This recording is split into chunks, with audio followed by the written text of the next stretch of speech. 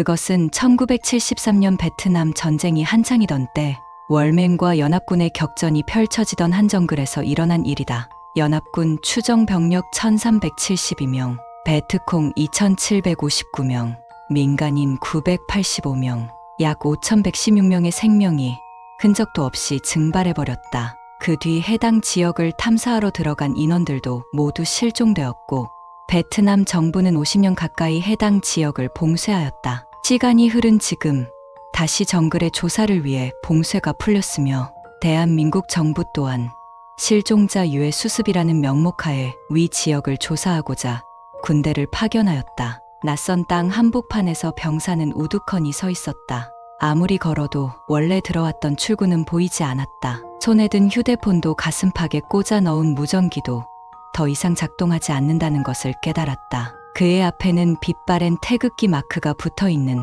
말라비틀어진 유골이 한 구 있었다. 병사는 유골의 앞주머니에 손을 넣어 피로 물든 수첩을 꺼내든다. 그것을 읽은 후 길을 따라 이동하기 시작한다. 멈추거나 뒤돌아 이동하지 마라. 후술될 일부 상황이 아니라면 우리가 정글에 들어선 시점부터 그것은 우리의 뒤를 쫓고 있다. 느리더라도 계속 이동해야만 한다. 먼 곳을 응시하거나 두리번거리지 말고 전진하라. 우리는 이곳에 길을 뚫으며 들어왔다. 모든 오감을 동원하여 길에서 이탈하지 않도록 최선을 다한다. 출구는 길로 이어진다. 물이 있는 곳을 지나면 찬방거리는 소리를 들을 수 있다. 시선은 정면으로 고정하고 최대한 빠르게 이동한다. 잠시 뒤 사라지면 개구리나 도롱뇽 같은 것이니 경계를 풀어도 좋다. 소리가 사라지지 않고 옆에서 계속 들려오기 시작한다면 즉시 엎드린 후 포복 상태에서 전진하도록 한다. 소리가 사라진다면 일어나도 좋다. 주변을 자세히 관찰하거나 쳐다보려 하지 마라.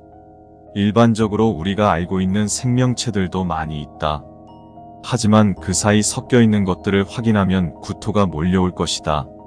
앞을 나아가는 도중 우거진 나뭇가지나 덩굴 따위가 방해될 수 있다. 칼로 베면서 전진해도 된다. 단 뒤에서 무수한 시선이 느껴지는 경우 최대한 그것들에게 상처를 입히지 말고 이동한다. 앞으로 나아가다 보면 반드시 갈림길이 나타난다. 갈림길에서 아무것도 나타나지 않을 경우 자율적으로 판단해서 가고 싶은 곳으로 향해도 된다.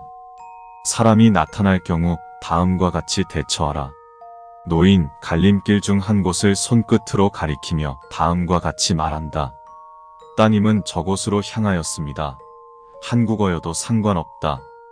그 뒤 노인이 간 곳과 다른 갈림길로 빠져서 이동한다. 아이, 갈림길 중 한 곳으로 가진 식량을 던져라.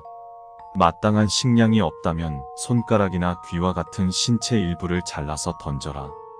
아이가 그곳으로 달려가면 다른 갈림길로 빠져서 이동하도록 한다. 이때 최대한 신속히 행동하라. 생각보다 입이 크고 식탐이 많다. 우는 아이를 등에 업은 여인, 자율적으로 판단한 뒤 행동하라.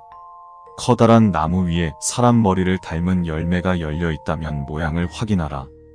이목구비가 없다면 열매 아래를 피해 가도록 한다. 그 열매는 반드시 머리 위로 떨어진다.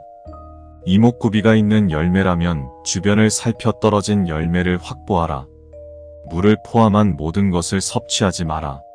식물부터 짐승에 이르기까지 이곳은 모두 오염되었다. 가져온 식량을 아껴가며 최대한 버텨야 한다. 이동하는 도중 아무런 근거 없는 안정감이 들어올 수 있다. 멀리서 마을의 불빛이 보여온다면 즉시 눈을 감고 뒤를 돌아 전력으로 달리기 시작하라.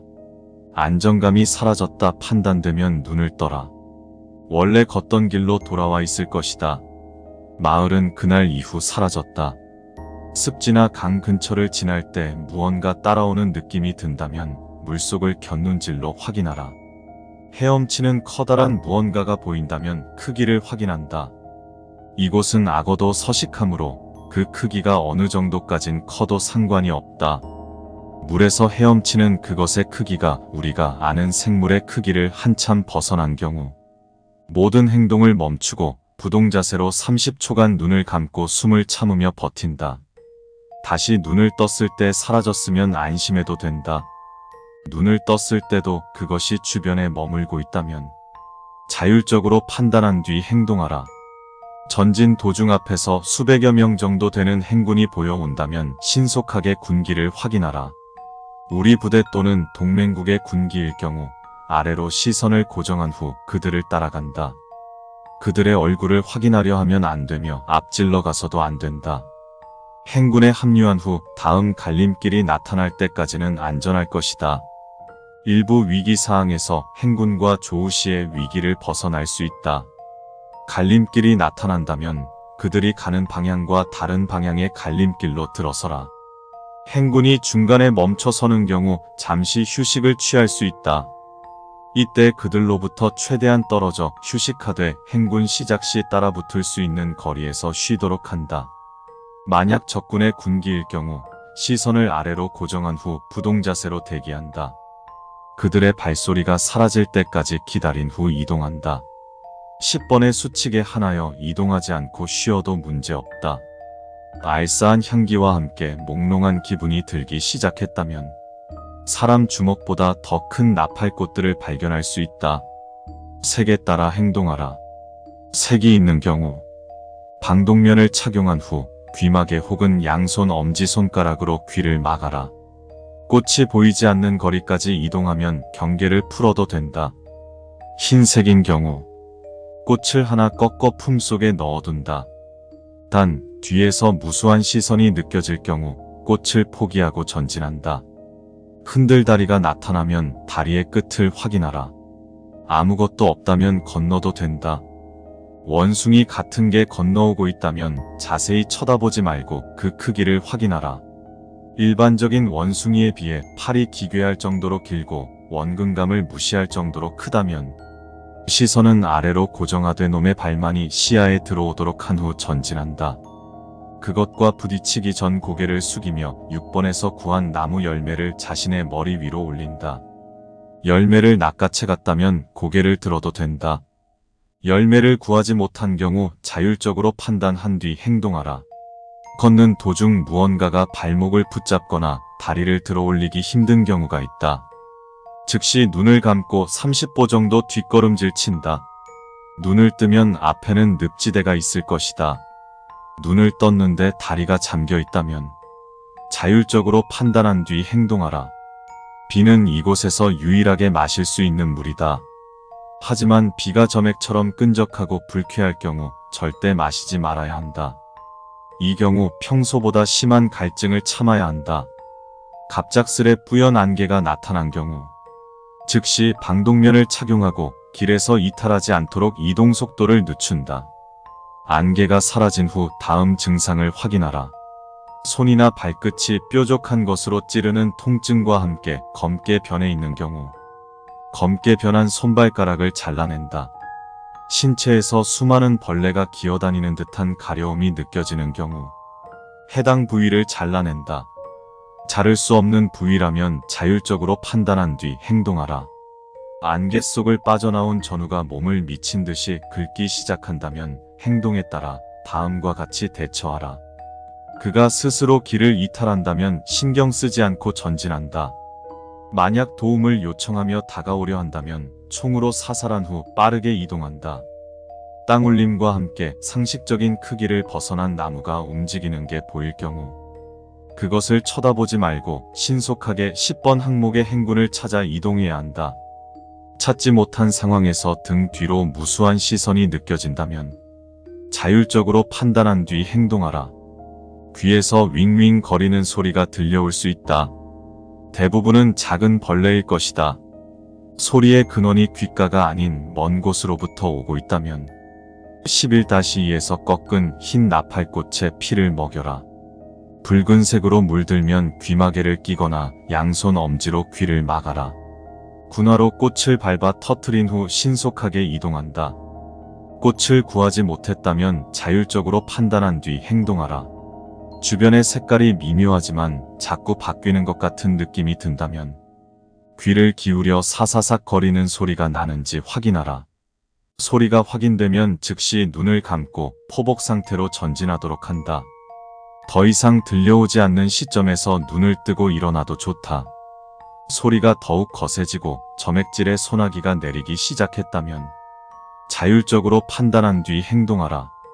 그 외에 불가항력적인 상황을 맞이할 경우 자율적으로 판단한 뒤 행동하는 것을 원칙으로 하되 가급적 시선을 거두는 것과 10번의 행군을 찾는 것을 우선시한다. 살아남을 경우 수첩에 적고 전우에게 공유한다. 길을 가는 중 기괴한 모습을 한 커다란 석상들이 보일 시 앞에 놓인 재단의 신체 일부를 잘라서 놓고 간다. 그것이 만족하지 못할 경우 계속해서 앞에 나타난다. 이때는 반드시 전보다 더 큰 부위를 바쳐야 한다. 더 이상 바칠 수 없는 경우에는 자율적으로 판단한 뒤 행동하라. 이곳에서 탈출하는 지점에 우리의 국기가 걸려 있다. 국기가 보여온다면 눈을 감고 손으로 땅을 짚어 확인하라. 딱딱한 바닥이 아닌 흙 따위가 움켜쥐어진다면 국기가 보이는 반대 방향으로 이동하라. 반대 방향이 수풀이든 늪지든 계속 걷다 보면 길로 복귀해 있을 것이다. 우리는 그곳에 아스팔트를 깔아두고 들어왔음을 명심하라. 우리는 이곳에 들어오기 전 입구에 국기를 꼽아두었다. 국기를 찾아 계속 나아간다면 반드시 탈출할 수 있다.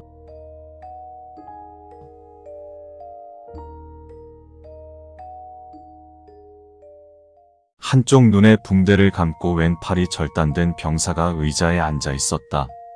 104명의 파견 병사 중 21명의 병사만이 살아서 귀환하였다. 그는 그 21인 중 한 명이었다. 그의 앞에 앉은 교수는 입을 열었다. 전에 해준 이야기는 잘 들었네.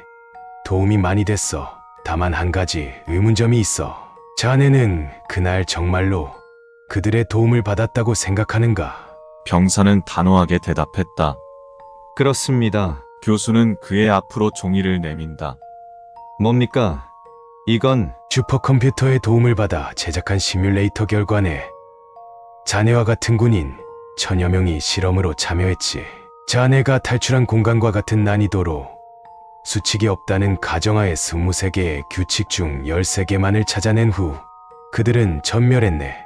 물론 그들의 경우 생과 사를 직접 가로지르는 상황이 아니었지만 어떠한 통신도 불가능하던 아비규환의 지옥과는 달리 1000명이 의견을 서로의 정보를 공유할 수 있었다고.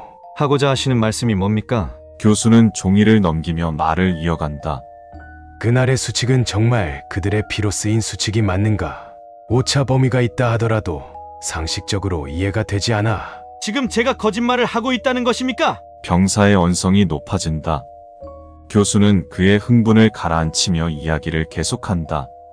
진정하고 내 말을 듣게. 나는 자네가 겪은 일을 부정하는 게 아니야. 단지 그 수첩에 적혀 있던 것이 희생자들이 남긴 게 아니라고 생각하는 걸세. 병사는 이해가 가지 않았다. 그래, 원숭이 타자 이론에 의하면 그 수칙도 언젠가 만들어질 수 있어. 하지만 내가 생각할 때 고작 5,000명가량의 목숨으로는 만들어질 수 없다는 이야기일세. 무슨 말씀을 하시는지 모르겠습니다. 그의 물음에 교수는 답한다. 어쩌면 자네를 살려준 것은 누군가의 희생이 아닌 정체물을 무언가에 아끼었을 수 있다는 거네. 제가 그곳을 빠져나올 수 있던 게 그 괴현상을 일으킨 존재가 의도한 일이라는 말입니까? 나는 그렇다고 생각하네. 병사는 잠시 생각에 잠긴다. 도대체 왜 그렇게 생각하시는 겁니까? 방금 말했다시피 시뮬레이션은 자체하고서라도 과거와 생환율 자체가 말이 안 되네. 5,000명 중 단 한 명도 살아남지 못했어. 자네들은 20%나 생환했네. 그렇기에 정부에서는 그곳을 수색하기 위한 추가 결정을 내린 거고, 생환자가 0명이었다면 그런 일은 존재하지 않았을 거야. 병사는 교수가 하는 말을 이해했다. 저를 미끼로 삼으려고 일부러 내보냈다는 겁니까? 윗사람들한테 자네들 목숨은 서류상의 수치에 불과하네. 그 사람들은 거기서 일어나는 이 현상들에 대해 더 큰 관심을 가지고 있어. 적어도 그날의 공포를 아는 사람들이 살아있을 때는 그곳에 관심조차 가지지 않았어. 모든 건 비밀리에 유지됐고 사람들은 정보조차 접할 수 없었지. 그곳이 봉쇄된 직후 그 공간에서 목숨을 잃는 이는 없었다는 말이야. 하지만 이제 인류가 그동안 접하지 못했던 새로운 지식을 얻기 위해 그곳에는 계속 사람들이 들어갈 것이야. 목숨을 걸고 말이지. 병사의 손이 떨리기 시작했다. 인정하고 싶지 않았다. 그날 필사에 가득 찬 자신의 몸부림침이 의미 있는 일이기를 바랐다. 자신의 앞을 걷던 수백의 병사들에게 고마움과 존경심을 가졌었다. 교수의 말은 그것을 부정하는 것이었다. 그들은 저를 쫓던 괴물로부터 지켜주었습니다. 살아생전에도 이기지 못했던 존재를 어떻게 죽어서 이긴단 말인가? 그곳에 적힌 수칙대로 행동했을 때 저에게 어떠한 위협도 없었습니다. 자네 생각에는 그 수칙이 쉽고 찾을만 하다 생각할지도 모르네. 그럴듯한 수칙들이었어. 코끼리 코를 하고 세 바퀴 도는 이상한 수칙들은 아니었으니까. 하지만 자네는 그 혼란의 상황 속에서 그런 것들을 생각하고 찾아낼 수 있다 생각하는가? 나라면 17번, 20번 수칙은 절대 찾지 못했을 걸세. 격분한 병사가 책상을 3개 내리친다. 그렇다면 선생님의 말씀도 추론일 뿐 아닙니까? 그곳에서 이치를 벗어나는 일이 일어나고 그들이 저를 도울 수도 있는 거 아닙니까? 교수는 잠시 침묵을 유지한다. 이윽고 흥분이 가라앉자 그는 마지막 이야기를 병사에게 건넨다. 그날 자네의 일은 가치가 있는 일이었네. 자랑스러워해도 좋아. 그리고 자네의 말도 맞아. 상식과 이치를 벗어난 일에서 내가 하는 말도 추론일 뿐이야. 그저 한 가지 가능성을 제시하는 것일 뿐이네. 수칙이란 것은 상식적으로 생각해보면 정말로 쓰이기가 어려워. 그것은 정말로 피로 쓰이는 게 맞는가? 어쩌면 누군가의 악의로서 쓰이는 것은 아닌가? 자네는 그 몸이 되어서도 다시 파견 지원했더군. 부디 내 말을 잘 생각해보고 결정하게. 교수는 밖으로 나간다. 병사는 혼란스러운 머리를 움켜쥔다. 그날 자신이 안도감을 느끼며 따르던 그들의 뒷모습은 정말로 죽은 이들의 배려가 맞는가? 수칙은 피로 쓰이는 건가? 악의로 쓰이는 건가?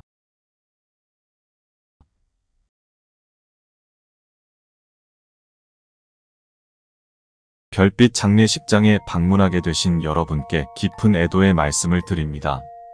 여러분은 본인의 의지로 해당 장례식장을 방문하실 수 없으며 그러므로 비자발적으로 방문하게 되셨을 겁니다. 해당 장례식장에 진입하게 되는 정확한 원인은 아직 파악하지 못하였으나 본 회사에서 기밀로 사용하는 루트가 있어 이렇게 안내서와 몇 가지를 남길 수 있었습니다. 당신은 이제 중요한 선택을 하신 후 장례식장에 입장하시게 됩니다. 충분히 숙고하신 후 입장하여 주시기 바랍니다. 해당 선택으로 인하여 어떠한 결과가 초래되어도 본 회사 및 정부는 여러분께 어떠한 책임도 묻지 않는다는 점 반드시 명심하여 주시기 바랍니다. 해당 장례식장은 1관부터 4관까지 구성되어 있고 어느 곳으로 입장하실지 아래 설명을 숙지하신 후 입장하여 주시기 바랍니다. 1관으로 입장하시면 여러분은 반드시 사망합니다. 그러나 여러분이 소중하게 생각하는 주변 인물들은 별 탈 없이 무사히 생을 마감하게 됩니다. 본 회사에선 추천드리지 않습니다만 본인의 목숨이 소중하지 않으신 분들께서 종종 입장하시곤 하셨습니다. 본 회사에선 전혀 추천드리지 않고 당신의 목숨을 더 소중하게 생각하라고 말씀드리는 게 최선입니다. 2관으로 입장하시면 여러분은 반드시 살아 돌아갈 수 있습니다. 사지의 훼손도 없고 어떠한 장애도 남지 않은 채 유유히 집으로 돌아가실 수 있습니다. 단, 여러분이 소중하게 생각하시는 주변 인물이 목숨을 잃습니다. 몇 명인지는 경우에 따라 다르며 한 명일 수도 혹은 전부일 수도 있습니다. 역시 추천드리지 않는 루트이지만 1관과 2관의 특이성 때문에 비교적 2관에 입장하시는 분이 많았습니다. 저희 회사는 2관에 입장하신 당신을 위한 기억속어 서비스와 본 회사에 입사하시는 것을 권유드리고 있습니다. 3관과 4관에 대해 설명하기에 앞서 1관과 2관의 특이성에 대해 말씀드리겠습니다. 해당 관들은 문을 열고 입장하는 즉시 귀환이 이루어지며 1관은 시신의 형태로 2관은 멀쩡히 생존한 상태로 저희 회사의 사유지로 오시게 됩니다.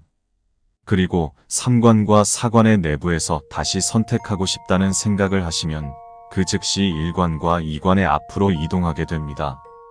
이 경우 3관에 들어가셨다가 나오신 경우 3관과 4관 모두 입장이 불가능하며 반대의 경우도 그렇습니다. 즉 3관과 4관에서 포기하셨다면 여러분은 1관과 2관 중에서 선택을 하셔야만 합니다. 이러한 이유로 2관으로 탈출하시는 분이 꽤 많은 편에 속합니다. 이어 3관에 대해 설명드리겠습니다. 별빛 장례식장에 3관에 입장하실 경우 해당 관으로 인해 탈출하시면 여러분이 어떠한 질병을 가지고 계시던 완치가 된 채로 탈출하게 됩니다. 별다른 질병이 없으신 경우 3관보단 4관의 입장을 추천드리지만 심한 질병을 가지고 계신 분들께는 3관을 추천드립니다. 3관을 통한 탈출 루트는 다음과 같습니다. 지하실을 통한 탈출, 잠정 폐쇄, 추모를 통한 탈출, 권장, 동정을 통한 탈출, 비권장. 지하실을 통한 탈출 루트는 가장 빠르지만 가장 위험하기에 권하지 않습니다. 2번과 3번의 루트 전부 사용이 불가능할 경우 사용하십시오. 추모를 통한 탈출.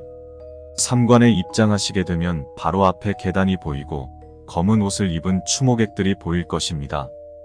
고개를 숙이고 어떠한 말도 하지 않은 채 2층으로 이동하십시오.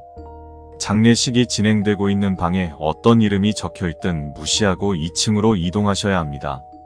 거기에서 진행되고 있는 장례식은 실제가 아닙니다. 반드시 무시하고 이동하십시오. 2층에 이동하시면 장례식장에 고인의 이름과 해당 고인의 사망 원인이 적혀 있을 것입니다. 대부분 질병의 이름이 적혀 있으니 그곳에서 당신이 앓고 있는 병명을 찾아주시면 됩니다. 위암이면 위암, 대장암이면 대장암, 이런 식입니다. 해당 병명을 찾으셨다면 고인의 이름을 확인 후 장례식장으로 들어가시면 됩니다. 그리고 조문객들에게 어떠한 반응도 하지 않고 바로 절을 2번 올린 후 상체를 절반 정도 숙이고 올라오십시오. 되도록이면 경건한 마음으로 진행하시는 걸 추천합니다. 해당 절을 마쳤으면 먼저 갔구만 친구여. 같은 병을 앓더니 먼저 떠나버리면 어떡하라고 라고 토시 하나 틀리지 않고 말씀하십시오. 해당 장례식장에 상주가 와서 열쇠를 건네줄 것입니다. 고생이 많네 젊은 친구가 라고 말씀하신 후 열쇠를 받아 장례식장을 나온 후 5층으로 이동하십시오. 5층은 옥상입니다. 옥상 문을 열쇠로 연 후 걸어 나오시면 됩니다. 동정을 통한 탈출, 추모를 통한 탈출과 동일하게 진행하던 중 자신의 병명을 도저히 찾을 수 없을 경우 사용하는 방식입니다. 위험성이 비교적 높고 상황에 따라 다르기 때문에 신중히 선택하십시오. 먼저 반드시 2층 전체를 꼼꼼히 살피셔서 당신의 병명이 없음을 확인해야 합니다. 그렇지 않은 경우 해당 방법은 당신을 사망에 이르게 합니다. 필히 꼼꼼히 확인해 주십시오. 여러 번 확인했음에도 보이지 않는다면 2층으로 올라오셨던 계단 앞으로 가서 통곡하시면서 아이고 내 친구가 죽었는데 장례식장도 못 마련했네 라고 외치시면 됩니다. 근처에 있던 조문객이 와서 친구의 병명을 물어볼 것입니다. 그럼 당신이 앓고 계시는 병명을 말씀하시면 됩니다. 그러면 조문객이 당신을 안쓰럽게 여기며 열쇠를 건네줄 것입니다. 해당 열쇠를 받고 아이고 고맙네. 내 친구를 만나러 갈 수 있겠어. 라고 말씀하신 후 5층으로 이동하셔서 문을 열고 나오시면 됩니다. 해당 방법이 위험한 이유는 2층이 넓어 종종 병명이 있는데 확인하지 못하는 경우가 발생하기 때문입니다. 그런 경우 당신에게 향하는 동정은 없을 겁니다. 지하실을 통한 탈출. 해당 방법은 특별히 앓고 있는 병이 없는 경우 사용하시는 방법입니다. 종종 병이 없는데 착각하셔서 3관으로 잘못 들어오신 분들이 사용하는 최후의 방법입니다. 바로 계단을 통해 지하 1층으로 내려가 주십시오. 지하 1층 로비에 있는 직원에게 다가가 해당 직원의 성별을 확인하십시오. 남자일 경우 3층에 정전이 일어나서요. 빠르게 확인이 필요할 것 같습니다. 여성일 경우 2층에 계신 가족분들이 찾으십니다. 힘드실 텐데 고생이 많아요. 라고 말씀을 해주시면 됩니다. 남성일 경우 여러분은 운이 좋은 편입니다. 10분의 시간이 주어졌습니다. 여성일 경우 여러분은 운이 없습니다. 5분의 시간이 남습니다. 직원이 돌아오기 전 장례식이 진행되고 있지 않은 빈 방을 찾아서 들어가십시오. 지하 1층은 인기가 많습니다. 굉장히 찾기 힘들 테니 서두르십시오. 찾으셨으면 그대로 들어가셔서 절을 하는 곳에 가셔서 절을 2번 하시면 됩니다. 그러지 못했다면 즉시 삼관을 포기하십시오. 판단은 빠를수록 좋습니다. 이어 사관입니다. 사관에 입장하시게 될 경우 당신은 막대한 보상금을 가지고 탈출할 수 있습니다. 그러나 당신을 사망에 이르게 할 위험 역시 많은 편이니 가차없이 포기하시는 것도 방법입니다. 사관의 경우 완전하게 조사가 완료되지 않았습니다. 이에 따라 본 안내서에 없는 돌발 상황이 발생할 경우 직접 대처하셔야 합니다. 사관에서 추천드리는 루트는 단 한 가지, 옥상을 통한 탈출입니다. 사관에 입장하시는 즉시 계단으로 이동하셔서 끝까지 걸어 올라가십시오. 그러면 앞에 옥상문이 보일 텐데 그대로 열고 나가시면 됩니다. 성공하시면 당신은 탈출입니다. 누군가 말을 거시는 경우 즉시 1관, 2관의 선택으로 돌아가시는 걸 권장드립니다. 해당 경우에서도 안전하게 탈출하는 방법이 있지만 너무 방대해 전문적인 회사 직원들이 아니면 암기하고 다니기 어렵습니다. 예외적으로 검정 옷을 입은 젊은 여자가 말을 걸었다면 길을 찾고 있습니다. 라고 대답하신 후 계속 올라가시면 됩니다. 해당 사항이 완전히 안전한 것인지 확인 필요. 추가 조사 요함. 옥상에 문이 잠겨 있을 경우 1관과 2관의 선택으로 돌아가십시오. 문을 부수고 나가는 방법이 있지만 그 전에 소란을 느끼고 조문객들이 몰려올 확률이 더 높습니다. 지하실은 어떤 경우에도 입장하시면 안 됩니다. 생활한 사례가 있으나 사례가 굉장히 부족해 탈출에 대한 기초 가이드 역시 작성되지 못했습니다. 당신의 뒤에 바짝 붙어 따라오는 검정 중절모를 쓴 남성이 있다면 즉시 선택으로 돌아가십시오. 옥상에 도달하기 전에 수시로 확인해야 합니다. 이외의 예외사항에 대해 계속 추가 용함. 참고로 귀환의 경우는 1관 5%, 2관 65%, 3관 20%, 4관 10%로 이루어지고 있습니다. 여러분의 선택에 죄책감을 덜어드리고자 함이니 참고해 주시기 바랍니다. 3관과 4관 어느 곳에서도 여러분은 되돌아올 수 있고 1관과 2관의 기회가 남았다는 점 명심해 주십시오. 인류보호회사에서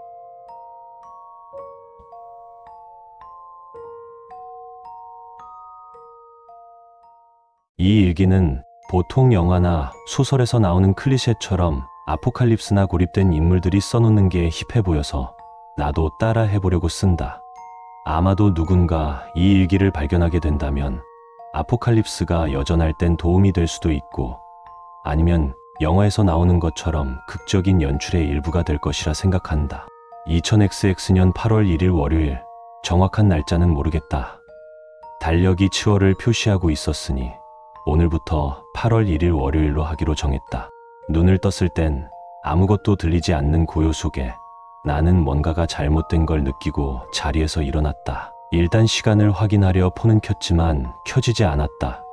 완전 방전 상태였다. 아직은 현실을 부정하며 컴퓨터, TV, 전등의 전원을 몇 번이고 눌러봤지만 전기가 나가 있다. 설상가상 도시가스와 수도마저 끊겼다. 이런 건 만화나 소설에서나 봐오던 광경이 아닌가. 누구나 상상 속에선 멋지게 헤쳐나가는 자신의 모습을 그리겠지만 일절의 경고도 없이 찾아온 재앙 속에 나는 두려움에 떨고만 있었다.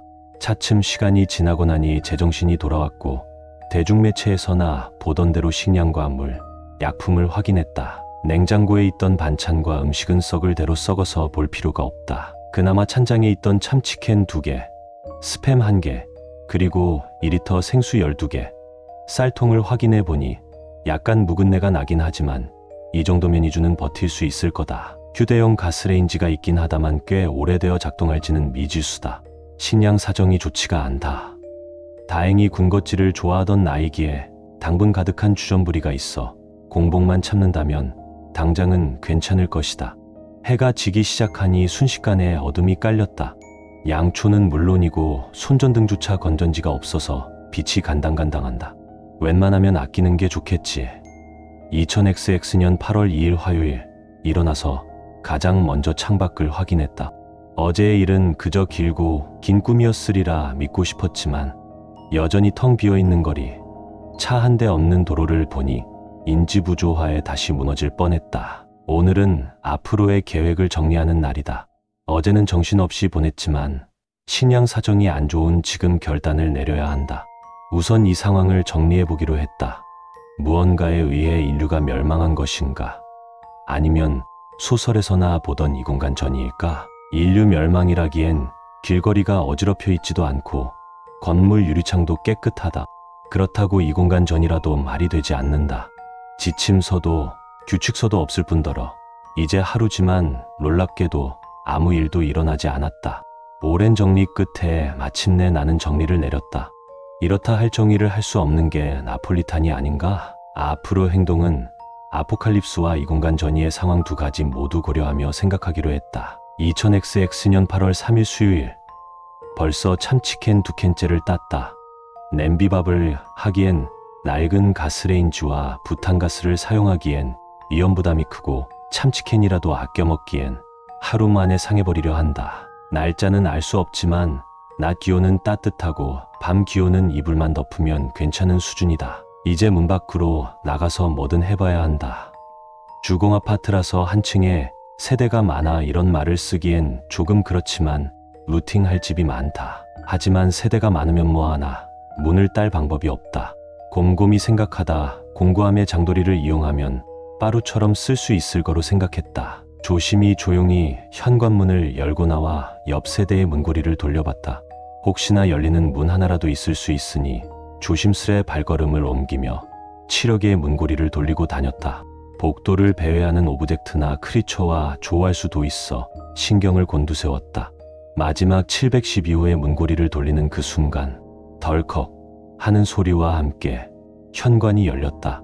정말 운이 좋게도 잠기지 않은 문 하나가 있었다. 중요한 건 지금부터다. 내 예상은 집 안에 시체 또는 크리처가 있을 확률이 높다. 시체만 있다면 별거 아니겠지만 정신적 충격이 이만저만이 아닐 거다. 반대로 크리처가 있다면 도망부터 쳐야겠지. 만약 크리처가 나온다면 집으로 도망갈 준비를 하고 문을 열었다. 놀랍게도 그 집 내부는 아무 일도 없다는 것처럼 정돈이 되어 있었다. 되려 아무 일도 없어서 더 긴장한 나는 방심하지 않고 천천히 내부를 수색해봤고 정말로 아무 일도 없었다. 피난 가기 위해 이것저것 챙기느라 어질러져 있는 상태를 예상했었다. 어찌됐든 안전하다는 걸 알았으니 마음 놓고 루팅을 했다. 그러나 마음 내키지 않는 곳 화장실은 도저히 열지 못했다. 수익은 참치캔 10개, 짜실짜실한 주전부리, 손전등과 몇 가지 생필품, 그리고 극적인 연출을 위한 것인가. 베란다에서 빠루를 발견했다. 이제 열리지 않는 옆집들 문을 뜯을 수 있을 것이다. 전리품을 챙기고 집으로 돌아와 앞으로 할 일을 한 번 더 정리했다. 그건 도둑질이 아니야. 2000XX년 8월 4일 목요일. 씨발, 개씨발. 지금 당장의 감성을 표현할 방법이 이것뿐이다. 언젠간 보게 될 거라 했지만 기어코 보고야 말았다. 이제 일기는 지금까지 해지기 직전에 썼지만 이젠 언제 되질지 모르니 그때그때 생각날 때마다 쓰겠다. 빠루를 얻어 루팅이 있어서 어려움이 없어진 지금 거침없이 옆집의 문을 따며 신나게 식량을 모을 때였다. 이쪽 라인을 다 털었고 식량도 식수도 넉넉해졌으니 반대쪽 라인의 복도로 가려고 모퉁이를 도는 순간 나는 솟아치게 놀랄 수밖에 없었다. 모퉁이에 가려져 시야에 들어오지 않던 비상구문에 붙어있는 문짝만한 크리처를 나는 보았다. 컥 하고 간신히 비명이 나올 뻔한 입을 틀어막는 데는 성공했지만 다리는 실패했다. 본능적으로 뒤돌아 달리려 했지만 다리에 힘이 빠져버리고 우당탕 구르며 살기 위한 본능으로 겨우 집까지 들어갔다. 또다시 한참을 정신이 나간 채로 벌벌 떨었는지 창밖엔 어둠이 깔려 있었다. 시발. 2000XX년 8월 5일 금요일.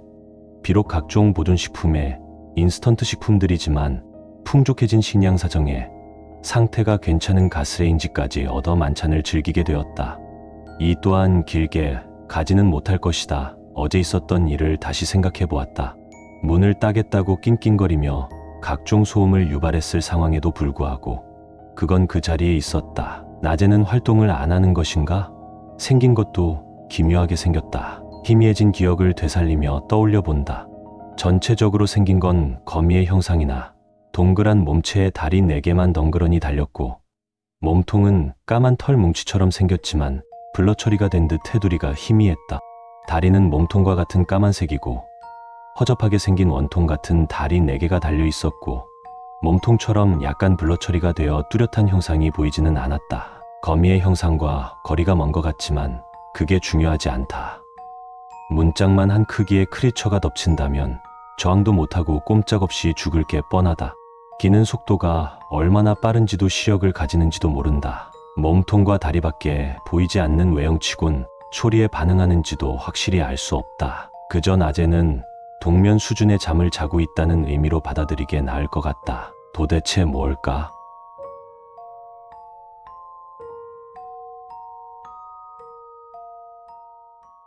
도대체 뭘까?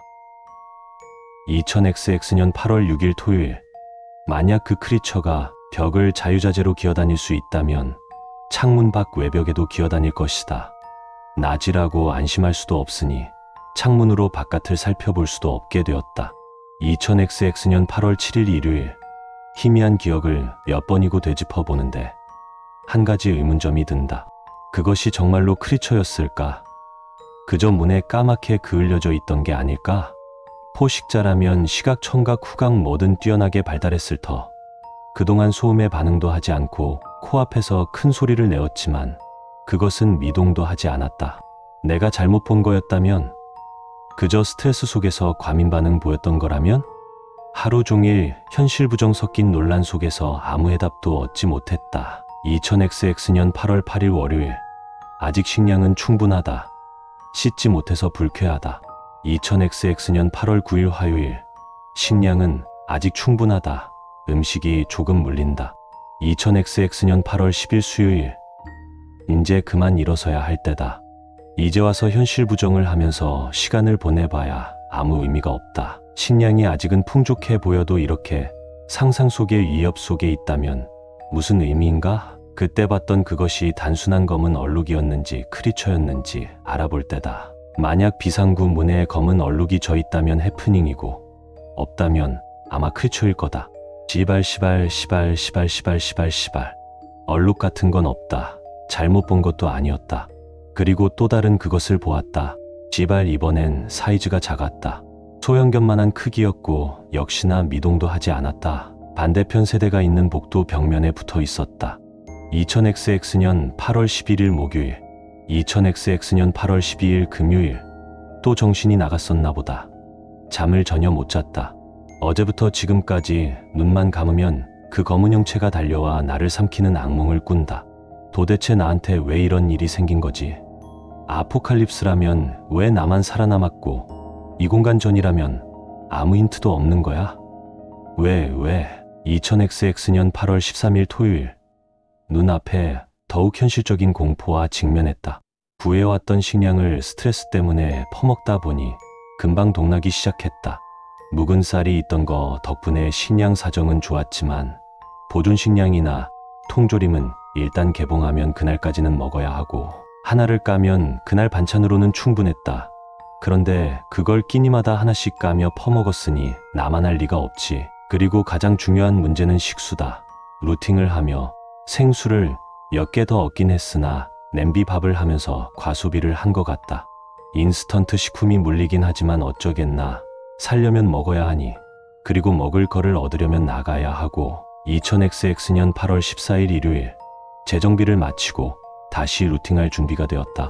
그리고 이번엔 다르다. 크리처가 얼마나 위험한 포식자라도 이 소화기에 직격당하면 정신을 못 차릴 것이다. 눈이라 부를 만한 기관은 못 봤지만 소화기의 연막을 얼굴에 뒤집어 쓴다면 분명 효과가 있을 거다. 아니 있어야만 한다. 놀랍다. 참으로 놀랍다. 웃음이 다 나올 지경이다. 녀석들한테 소화기가 먹힌다. 아니 먹히는 수준이 아니라 해치울 수가 있다. 이번엔 복도에도 비상구 문에도 그것이 없었다. 복도는 길게 일자로 연결되었으니 더 둘러볼 필요 없이 바로 가까운 집의 문짝을 뜯었다. 문을 열자마자 그것이 보였다. 현관문에서 기다렸다는 듯이 서 있었던 그것을 보고 나는 잠깐 얼어붙었다. 하지만 두려움과 공포는 곧 분노로 불타올랐고 계획했던 대로 소화기로 녀석을 지질 준비를 했다. 그때까지는 크리처는 미동도 하지 않았다. 녀석과의 거리는 약 3m였고 소형견만한 포식자라도 충분히 달려와 물어뜯을 거리다. 녀석과 대치한 지 30초. 오히려 내가 무한해질 정도로 녀석은 미동도 하지 않았다. 더 가까이 다가오길 기다리는 것인가 싶을 때 착시였는지 눈에 눈물이 맺혔기 때문인지 녀석이 슬쩍 움직이는 것 같았고 위협을 느낀 나는 본능적으로 방아쇠를 눌렀다. 그리고 의외의 결과가 벌어졌다. 소화기의 분말을 흠뻑 뒤집어 쓴 크리처는 싸구려 무료의 셋에서나 들릴 법한 힘 빠지는 괴수의 울음소리를 지르며 발버둥 쳤다. 끼에 같은 단말말을 내지르고 크리처는 그 자리에서 소멸이 된 것이다. 크리처가 있던 자리는 범벅된 하얀 분말 위에 까만 검댕을 칠한 흔적만 남았을 뿐이다. 일단 소화기가 먹힌다는 것을 알았고 이 비명소리가 동족을 끌어모을 것 같은 생각에 일단 집으로 돌아왔다. 2000XX년 8월 15일 월요일. 아직도 그 상황이 눈앞에 그려진다. 두려움의 대상을 직접으로 해치우는 느낌이 그런 건가? 이제 더는 두려울 것도 없다. 나는 다시 식량을 구하러 나갔고 마지막으로 봤던 그 장소는 변함이 없다.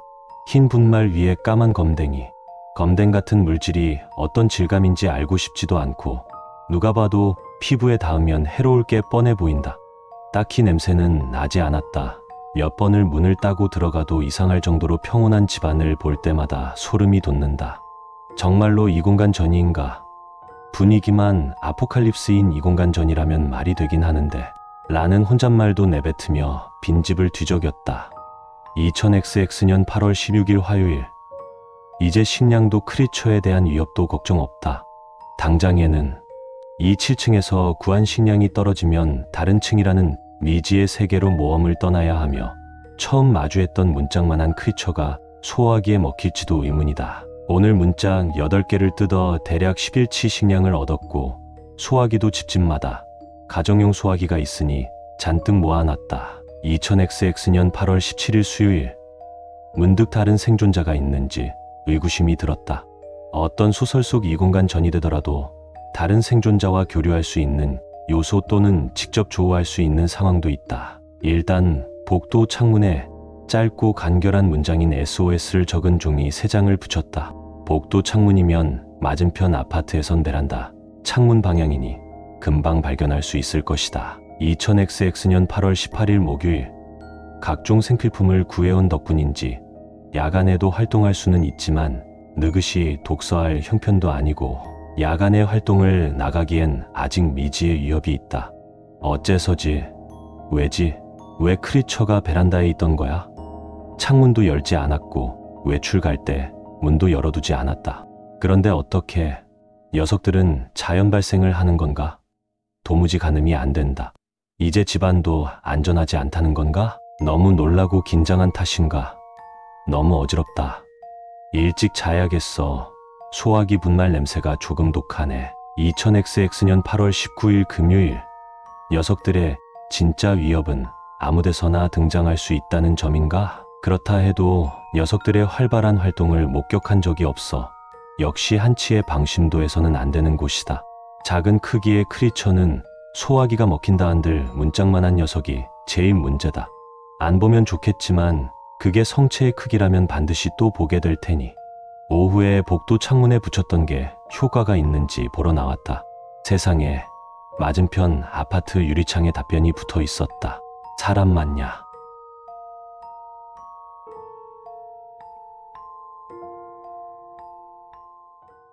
세상에, 맞은편 아파트 유리창에 답변이 붙어 있었다.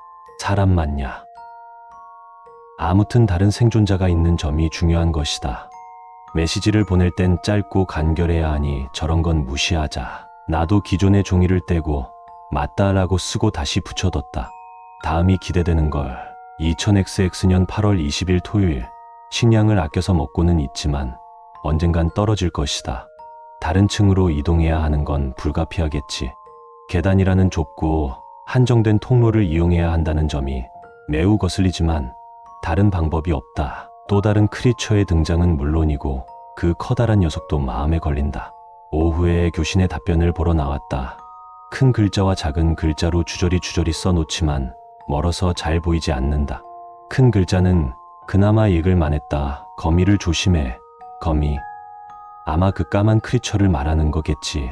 2000XX년 8월 21일 일요일.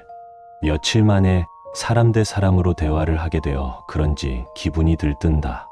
반대로 저쪽은 협력이 아닌 약탈이 목적일 수도 있고 사람을 흉내내는 크리처일 가능성도 있다. 이미 내 존재는 저쪽에 확실히 알렸고 모든 행동은 조심히 이루어야 한다. 해가 중천에 떴지만 어제 푯말 그대로 걸려있다. 작은 글씨가 중요한 건가? 망원경이 없어서 자세히 읽을 수가 없었다. 2000XX년 8월 22일 월요일. 식량 문제를 계속 눈뜨고 지켜볼 수만은 없다.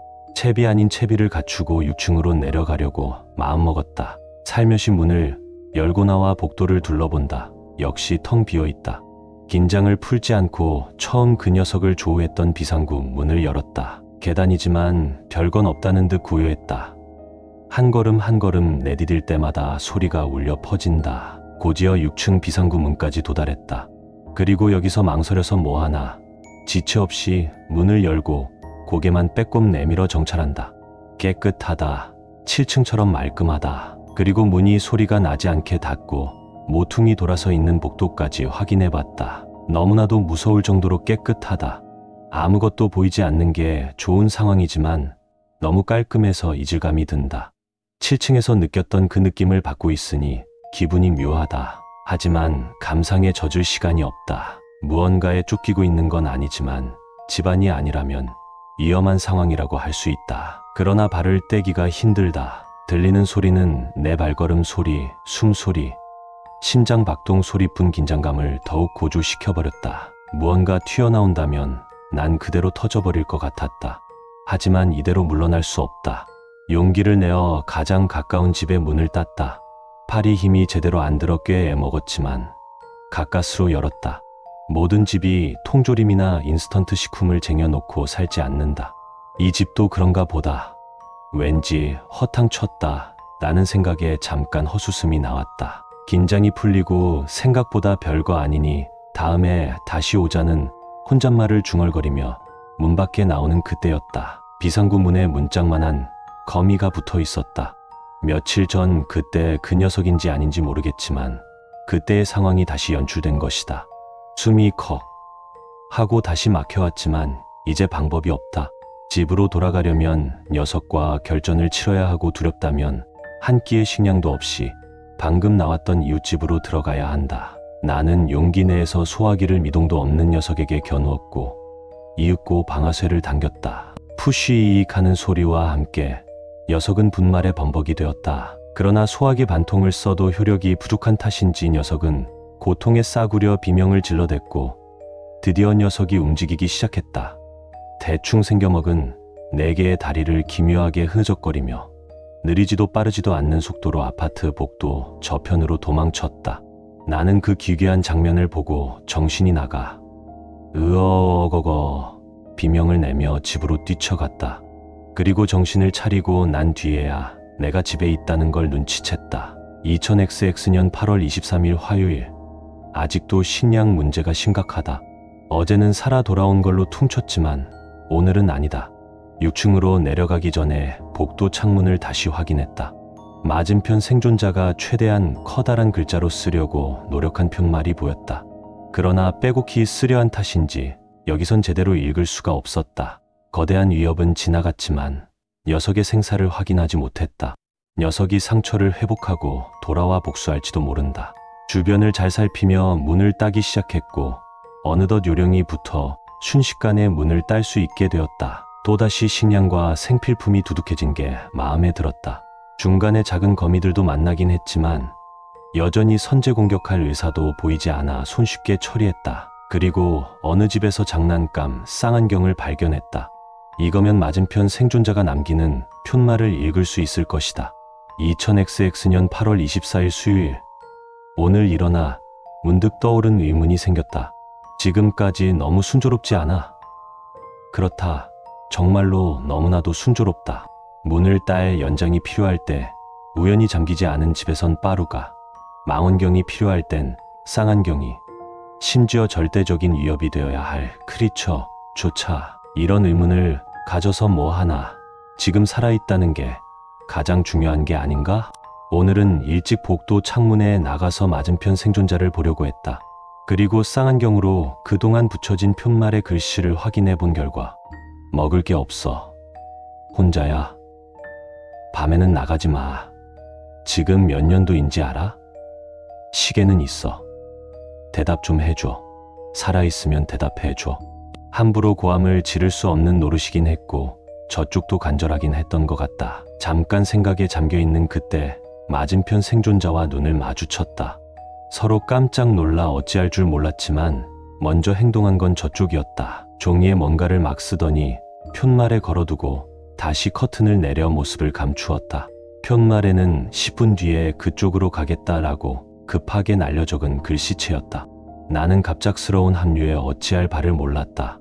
생존자끼리 뭉치는 건 생존에 도움되는 판단이지만 그가 선한 사람이 아닐 거라는 생각부터 들었다. 그러나 나누는 것보다는 뺏는 게 분명 생존에 이로운 건 확실하다. 잠깐의 고민이었지만 생존자끼리의 연민을 생각해 약간의 식량만 건네주고 각자 도생하자 할 생각이었다. 동과 동 사이의 주차장에서 식량을 건네고 받지 않고 덤벼든다면 소화기로 저지하는 시나리오까지 완벽히 계획하고 1층으로 내려왔다. 1층까지 내려오는데 생각보다 아무런 탈 없이 순조롭게 내려왔다. 이대로라면 집 앞 마트나 편의점도 갈 수 있겠는데 그래도 우선 몸을 낮추고 있다. 언제 나오나 기다리려 한 찰나였다. 맞은편 동에서 찢어지는 비명이 들렸다. 사람의 비명 소리였다. 본능적으로 주차된 차 옆에 숨어 뭔 일인지 지켜봤다. 아파트 입구에서 사람이 뛰쳐나왔다. 아마 그 생존자겠지. 그리고 경차만한 거미가 달려 나왔다. 충격적인 광경이었다. 경차만한 까만 덩어리가 대나무처럼 길쭉한 다리를 흐느적거리며 달려 생존자를 쫓았다. 기묘한 걸음걸이 치곤 꽤나 빠른 거미는 생존자를 앞질러가 덮쳤다. 이 다음 끔찍한 장면이 보일 법한 상황에서 나는 거미가 무슨 방식으로 포식할지 호기심과 괜히 보고 있다. 들키면 나도 먹힐 수 있다는 두려움에 갈팡질팡했다. 생존자는 비명조차 지르지 못하고 신음만 쉬어내고 있었다. 거미는 포식자답게 지체 없이 먹잇감을 제압을 했다. 그 장면이 꽤 특이했다. 거미는 생존자의 다리를 잡고 만화 영화에서나 보던 이리 내동댕이 치고 저리 내동댕이 치는 방식으로 숨통을 끊었다. 어떻게 글로 설명하기가 힘들다. 장면은 꽤나 코믹할 것 같지만 처음 한두 번까지는 지면에 내려칠 때 쾅쾅 울리는 소리와 함께 컥, 악 소리의 신음을 들을 땐 정말 주저앉을 뻔했다. 그 후 얼마나 더 내려쳤는지 모르겠다. 여기저기 혈흔이 낭자한 끔찍한 광경이 되었다. 거미는 먹잇감의 숨통이 끊긴 걸 확인하려는 것인지 아니면 주변을 둘러보려고 잠시 대기하려는 건가. 그 순간 머리도 눈도 없는 그 존재로부터 느껴지는 시선에 황급히 머리를 숙여 숨었다. 잠깐 시간이 흘렀고 영화에서 이때 고개 들면 돼지던데 싶지만 고개를 들어보니 거미는 식사는 진작에 끝난 건지 시체는 온데간데 없고 주변의 혈흔까지 지워져 있었다. 순간 헛것을 봤나 싶었지만 어디론가 돌아가는 거미와 이리저리 내동댕이 쳐진 흔적, 차량이 찌그러진 흔적을 보아 진짜 위험한 게 뭔지 깨달았다. 2000XX년 8월 25일 목요일. 오늘은 하루 종일 집안에서 멍 때리고만 있었다. 물론 며칠 전처럼 넋이 나간 채로 있던 건 아니다. 정말로 내가 할 수 있는 게 없어서 그렇다. 2000XX년 8월 26일 금요일. 맞은편 생존자의 푯말은 그대로다. 2000XX년 8월 27일 토요일. 거미라고 부를 크리처에 대해 정리해봤다. 보통은 밤에 활동할 습성 같으니 낮의 활동은 비교적 안전할 거로 생각한다. 식량과 식수를 언제까지 다른 집 문을 따면서 얻기엔 불안전하다. 따는 거야 3분이면 딸 수 있고 아파트 내부에선 딱 한 가지만 조심하면 되지만 층마다 세대수는 16개, 집 한 개마다 식량은 대략 하루치 식량을 얻는다. 명절 선물 세트를 쟁여놓고 안 먹었던 집은 금광이나 다름없지만 보통은 집에 통조림을 쟁여놓는 사람들은 별로 없으니까 인스턴트 식품도 오래된 건 먹지 못한다. 12층에서 층 2개를 털었으니 약 150일의 식량은 더 루팅해 올 수 있을 것이다. 2000XX년 8월 28일 일요일, 며칠 전부터 그랬지만 요새 통 기운이 나지 않는다. 암울한 상황이 문제가 아니라 영양학적으로 문제가 확실하다. 매일 통조림과 인스턴트로 때웠으니 그럴 만도 하다. 신선한 과일과 채소를 구하는 건 불가능하고 영양제로 때운다면 훨씬 나을 테니 열었던 집을 다시 뒤져보기로 했다.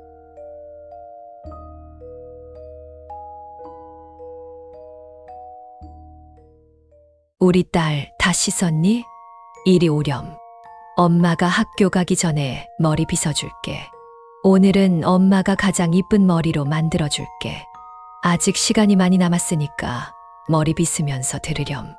엄마가 너 어렸을 때 밖에서는 항상 조심하라고 했지. 우리 딸 이제 중학생이 됐으니까 엄마가 조금 더 진지하게 말할 거야. 뭐부터 얘기해 줄까? 그래. 첫째, 모르는 남자를 조심하렴. 단지 요즘 세상이 뒤숭숭해서 말하는 건 아니야. 여자들이 흔히 생각하는 성범죄도 생각할 수 있지만 경우에 따라서는 차라리 그게 더 나을 수도 있단다. 엄마 생각에는 그래. 존엄성을 잃는 게 낫다고 후회할지도 모르지. 둘째, 트럭을 조심하렴. 요즘 거리의 트럭들이 인도 근처에 섰어. 트럭 양쪽이 위로 열려있는 형태도 있고 맨 뒤쪽만 열려있는 경우도 있고 아무튼 그냥 문이 열려있는 모든 트럭을 말하는 거야. 너가 지나가다가 갑자기 문이 그대로 닫히거나 떨어졌어. 몸이 그 사이에 껴서 뼈가 으스러질 수도 있겠지. 그러면 당연히 몸을 움직이지 못할 거야. 하지만 기억하렴. 트럭 안에서는 아무 소리도 새어나가지 않는단다. 셋째, 도로를 조심하렴. 너가 정류장에서 버스를 기다리거나 횡단보도를 건널 때를 말하는 거야. 엄마가 저번에 정류장에서 버스를 타려다가 버스가 인도로 살짝 넘어왔어. 목을 다쳤던 거 기억하지? 사람은 항상 달리는 차보다 나약하단다. 요즘 애들 사이에서 유명한 이 세계. 이건 현실이니까 혹시라도 치이는 것은 꿈도 꾸면 안 된다. 하지만 만약 너가 정 힘들면 그 이 세계라는 곳에 희망을 걸어보렴. 세상살이는 언제나 각박하니까 말이야. 넷째, 정치 발언을 조심하렴. 나라가 언제 우리에게 도움을 준 적이 있었니? 삶이 힘들다고 함부로 나라 욕은 하면 안 돼. 너무 상스러워 보이잖니. 너도 세상의 여러 이슈에 관심이 생길 나이지만 영심하렴. 사람들은 정치 발언을 굉장히 상스럽다고 생각한단다. 특히 경찰들 앞에서 그런 말을 하면 너 잡혀갈 수도 있어. 조심하렴. 다섯째, 이상한 가게에 함부로 들어가지 말으렴. 우리 마을에 있는 음침한 브로치 가게 있지? 거기는 소문이 매우 안 좋단다. 웬만하면 가까이 가지 말고 꼭 근처를 지나가야 한다면 들어가지 마. 마을마다 약간 낙후되고 이상한 가게들 말하는 거야. 다른 곳으로 이사를 가면 다른 곳의 가게를 조심해야겠지. 하지만 일단 그 브로치 가게는 절대 눈길도 주지 마라. 만약 들어가면 엄마는 다시는 너랑 말 안 해. 알았지? 여섯째, 다른 마을을 흉보고 다니지 말으렴. 너가 다 크고 나면 엄마랑 너랑 이사 갈 거야. 하지만 이사를 간다고 여기서 떠들고 다니지 말고 다른 마을에 갈 때에도 이 마을의 나쁜 점을 굳이 떠들지 마. 험담을 좋아하는 사람은 아무도 없단다. 일곱째, 항상 행동을 조심하렴. 지금까지 말한 모든 것을 포함해서 절대 너가 나약한 사람으로 보이지 않게 항상 행동을 똑바로 하고 다니렴. 엄마는 우리 딸 믿어. 여덟째, 집에 아무도 초대하지 말으렴. 그게 너 친구라고 해도 말이야. 절대 저번에 지갑이 없어져서 하는 말이 아니야. 특히 남자는 절대 안 돼, 알았지? 너뿐만 아니라 엄마도 절대 집에는 아무도 데려오지 않을 거야. 집에 모르는 사람이 들어온다면 그건 곧 너와 엄마의 영역을 그 사람이 침범하는 거란다. 자, 오늘 헤어스타일은 마음에 드니? 그럼 이제 학교 가자. 오늘은 엄마가 데려다 줄게. 아, 맞다. 오늘 엄마가 해준 말들은 만약 너가 결혼하게 된다면 무시하고 살아도 된단다. 너에게는 너를 지켜줄 든든한 남편이 있으니까. 엄마는 손자나 손녀에 관심 없지만 너가 자식을 낳고 키우겠다면 그 아이를 위해 모든 것을 바치렴. 그래, 너가 결혼했을 때를 말하는 거야. 아까 말한 그 브로치 가게에서 가족끼리 달고 다닐 브로치라도 사렴. 너랑 엄마랑 하고 있는 이 반지처럼 말이야. 그리고 언젠가는 엄마도 죽어서 너랑 헤어질 텐데 엄마는 항상 우리 딸 사랑해. 그러니 너도 너의 아이를 사랑하렴. 이 말을 끝으로 나는 잠에서 깨어났다. 이게 벌써 몇 년 전 일이지. 나는 엄마 말대로 강하고 능력 있는 여자가 되었다. 아직 결혼은 못했지만 엄마는 잘 지내겠지? 나는 나갈 준비를 하고 나서 오랜만에 엄마에게 문자를 보냈다. 엄마, 나 오늘 꿈에서 엄마가 머리 빗어줬어. 그리고 막 잔소리도 했다. 오늘따라 엄마 목소리가 듣고 싶네.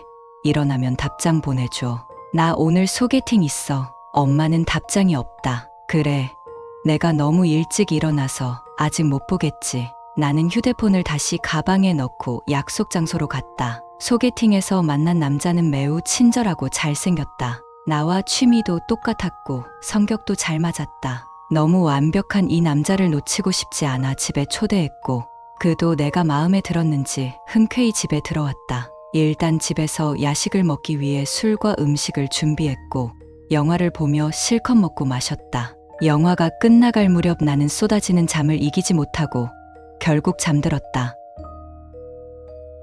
무언가 끼깃거리는 시끄러운 소리에 잠을 깼다. 하지만 난 움직일 수가 없었다. 분명 내 몸 어디가 다쳤거나 정신이 몽롱한 것도 아닌데 제자리에서 꼼짝도 할 수 없었다. 주변에서는 계속 비린내가 진동을 하고 어딘가에서는 계속 부스럭거리고 달그락거리는 소리가 반복됐다. 힘겹게 고개를 돌려보니 마스크를 쓴 누군가와 그 뒤에 X 표시가 쳐진 액자들이 보였다. 마지막 액자의 얼굴을 보고 나는 깨달았다. 첫째, 모르는 남자를 조심하렴.